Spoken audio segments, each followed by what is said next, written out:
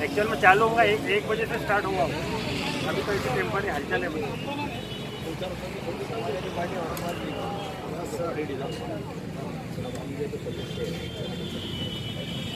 किसानों से माल खरीद कर लोगों को जो मन चाहे वो मन में जो तो ये अनाज बेचेंगे और लोगों का खून चूसेंगे।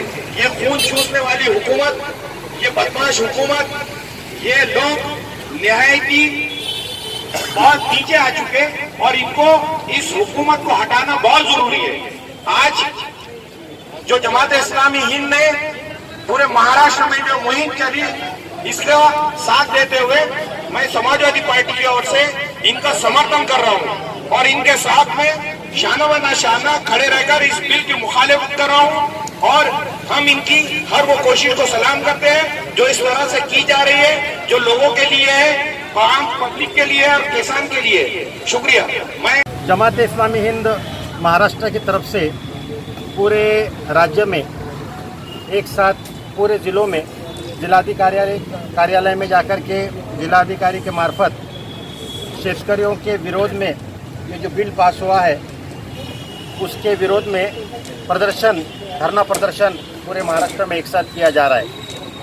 इसके माध्यम से हम ये समझते हैं कि ये जो बिल है एग्रीकल्चर का, ये किसानों के विरोध का बिल है, क्योंकि इसमें 2-3 मुद्दे बहुत अहम हैं जो समझने के हैं। एक तो ये है कि भारत में 11 करोड़ किसान रहते हैं जिनकी जो आमदनी है 5,000 से 14,000 के बीच में, ये गवर्नमेंट की रिपोर्ट बताती है।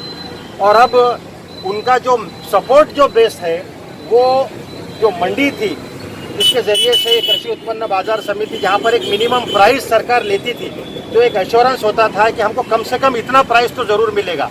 लेकिन अब सरकार ने वो सिस्टम ही ख़त्म कर दिया है और पूरी तरीके से किसानों को प्राइवेट सेक्टर के हवाले कर दिया है। तो यह कि कॉरपोरेट सेक्टर, रिलायंस, अडानी, अंबानी, ये पूरी तरीके से अब आक्रमण करेंगे।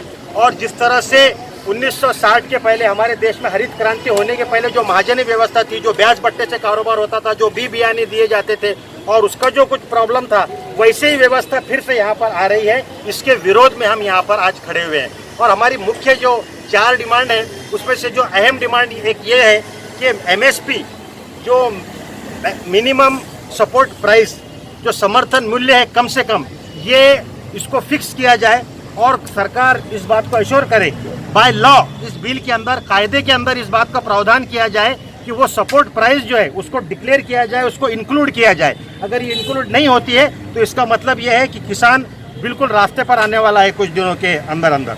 इसी तरीके से हमारी जो दूसरी डिमांड है उसमें यह है कि ये तीनों जो कायदे हैं, सरकार ने ये तीनों कायदे वापस लेना चाहिए और इसमें जो शेतकरी के जो लीडर्स हैं, जो उनके संगठन के लोग हैं, जो एग्रीकल्चर फील्ड में काम करने वाले एक्सपर्ट हैं, उनसे राय लेकर ही कोई चीज़ फाइनल करनी चाहिए।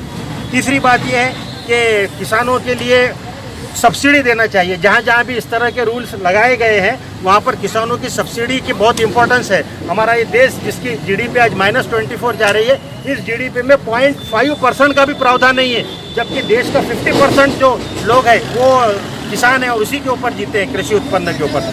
तो ये लेना, इस पर यह है कि उनको सपोर्ट करना चाहिए और उसी की तरीके से उनके लिए बियाने, खाद और इन जो चीज़ों की ज़रूरत है ये सरकार ने करना चाहिए। और तीसरी अहम डिमांड उसमें यह है कि बगैर ब्याज के किसानों को हमेशा क्रॉप के पहले कुछ सपोर्ट के तौर पर कर्ज देना चाहिए और वो कर्ज बिना ब्याज के हो, ये एक हमारी डिमांड है। और इसी तरीके से जो महाराष्ट्र के अंदर जो इशू है कि कपास के लिए भी मिनिमम सपोर्ट प्राइस ज़रूरी है। अब हमारे महाराष्ट्र में अभी ये कपास का उत्पादन होगा, अभी ये कुछ जगह पर बारिश अच्छी हुई तो कुछ जगह अच्छा उत्पादन हो रहा है, तो वो मिनिमम सपोर्ट प्राइस कपास के लिए होना चाहिए। और इस वक्त जो एक सिचुएशन डेवलप हो गई है कि हमारे पास में कुछ जगह पर अतिवृष्टि हुई और ओला दुष्काल जिसको हम बोलते हैं, जिसकी वजह से आप देख रहे हैं कि बहुत सारा क्रॉप का नुकसान हुआ है, तो वो भी सरकार ने उसको भी अश्योर करना चाहिए कि उन लोगों को उसके नुकसान भरपाई दी जाए। तो ये कुछ मुद्दे हैं, इसको लेकर के हम तमाम लोग आज यहाँ पे जमा है, कुछ किसान हैं और शेतकरी संगठन के नेता भी हैं। कहना है कि ये बिल जो है तो किसानों के हक में है और इससे किसान जहाँ चाहे वहाँ कारोबार कर सकता है।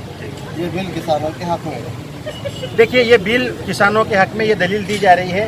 और वैसे भी अभी भी यानी कृषि उत्पन्न बाजार समिति के और इनके मंडी के मार्फत सिर्फ 6% लोग हैं, जो 6% लोग हैं जिनको वो प्राइस मिलता है। बाकी 94% लोग वैसे भी ओपन मार्केट में कारोबार करते हैं। तो उससे ऐसा कुछ चेंज आ जाएगा ऐसा नहीं है, लेकिन हम ये समझते हैं कि जो मिनिमम मूल्य जो है, जिसकी वजह से किसानों को एक हमी है कि हमको कम से कम इतना रेट मिलेगा, और ये हमें इसलिए क्योंकि सरकार वो कृषि उत्पन्न बाजार समिति के मार्फत वो अनाज खरीदती है। अगर ये व्यवस्था खत्म हो जाएगी, वो बाजार समितियाँ खत्म हो जाएंगी, मंडी खत्म हो जाएगी, तो ये पूरी तरीके से कोलैप्स करेगा। इसलिए पंजाब और हरियाणा का किसान इसमें बहुत ज़्यादा एक्टिव है। वो कह रहा है मंडी बचाओ देश बचाओ, मंडी बचाओ किसान बचाओ।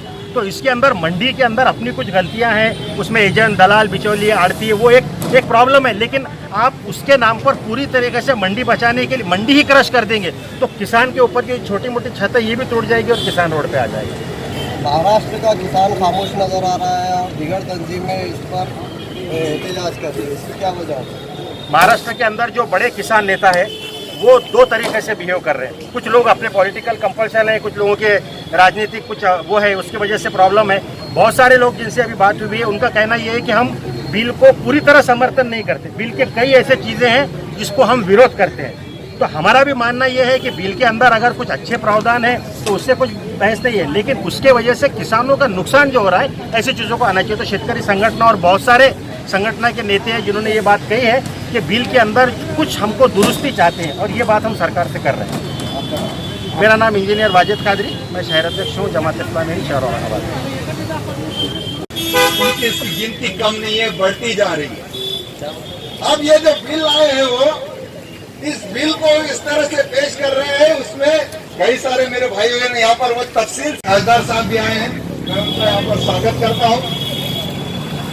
जो मोदी सरकार कह रही थी और जब पार्लियामेंट को भी हमने लाइव देखा कि जिस तरीके से उन्होंने म्यूट कर दिया और वोटिंग नहीं लिया, ये मोदी सरकार से ही अपेक्षा थी। मोदी सरकार यही कर सकती थी। जहां पर उनका मतदान फेल होना था, मोदी जी हमको कह रहे हैं कि आप नहीं। किसानों के बिल के ताल्लुक से बोलने से पहले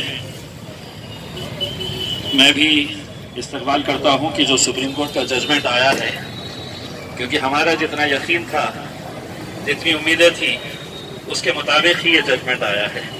तो कोई हैराने वाली बात है ऐसा नहीं है। सिर्फ अदालत ने इतना कहना बाकी रख दिया था कि ये मस्जिद को शहीद नहीं किया गया था, उस दिन हवा तेज चल रही थी और मस्जिद खुद ब खुद ढह गई है। अब अगर इस तरह के अगर फैसले आने लगे तो अगर हमारे इस मुल्क की न्याय प्रणाली के ऊपर ही, और जो इस मुल्क की सबसे सुप्रीम, सबसे अजीम इंस्टीट्यूशन है, अगर उसी के अंदर अगर हमारा विश्वास अगर खत्म हो जाएगा, अगर हमारा यकीन उसी के ऊपर खत्म हो जाएगा, तो सोचिए ये मुल्क कहाँ पर जाएगा। ये बहुत ही अफसोसनाक और शर्मनाक बात है कि जिस तरह का आज ये फैसला आया है। जितने भी 32 एक्यूज्ड थे उन्होंने वेलकम किया है इस जजमेंट का, और हम भी वेलकम करते हैं, क्योंकि हमें यकीन था कि जजमेंट कुछ इसी तरह का आने वाला है। तो हमें कोई हैरानी नहीं हो रही है। अब ऐसी ही उम्मीदें हमें लगा कर रखनी चाहिए। आज हम यहाँ पर जमात इस्लामी किसानों के हक के लिए, किसानों की लड़ाई लड़ने के लिए यहाँ पर इकट्ठा हुई है। मैं सबसे पहले तो मुबारकबाद देता हूँ जमात इस्लामी को कि आज आप लोगों ने एक ऐसी आवाज को बुलंद करने की, उन्हें ताकत देने की कोशिश की है जिनके लिए आज कोई आवाज नहीं उठा रहा है। ये बहुत ही अफसोस की बात है। और जैसा आप लोगों ने देखा होगा कि लोकसभा के अधिवेशन के अंदर मैंने भी पुरजोर तरीके से किसानों के ये बिल के खिलाफ आवाज उठाई। कई ऐसी राजनीतिक पार्टियां हैं जो आज भी ये समझ रही है कि ये बिल किसानों के हक में है। दरअसल एक आम भाषा के अंदर, एक सादी सी भाषा के अंदर अगर हम इस बिल को अगर हम एक्सप्लेन करना चाहे तो जब जियो यहाँ पर लाया गया, अंबानी साहब का जियो जब आया यहाँ पर, तो हर एक को यह कहा गया कि अब जियो मुफ्त में मिल जाएगा। तो सारे लोगों ने अपने नेटवर्क छोड़कर जियो को कबूल कर लिया। और जिस वक्त जियो के पास एक बहुत बड़ी ताकत बन गई, जियो के पास जब ये ऐसा लगने लगा कि अब हमारे पास पूरे सब्सक्राइबर्स हमारे पास आ गए, तब जियो ने ये तय किया कि अब इसका रेट मैं तय करूंगा।